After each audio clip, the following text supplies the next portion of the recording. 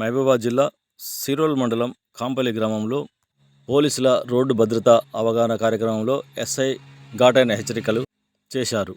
ద్విచక్ర వాహనదారులు helmet compulsory ఉపయోగించాలని, హెల్మెట్ మీ ప్రాణాలు కాపాడే కవచమని, యువతలో పెరుగుతున్న గంజాయి మాదక ద్రవ్యాల అలవాట్లను పెరుగుదలలో అరికట్టాలని, గ్రామాలలో సీసీ కెమెరాలను ఏర్పాటు చేయాలని, ఇలాంటి భద్రతా కార్యక్రమాలు ఇంకా జరపాలని ఎస్ఐ గండ్రా సంతోష్ మాట్లాడుతూ ప్రజలను సన్నద్ధం చేశారు.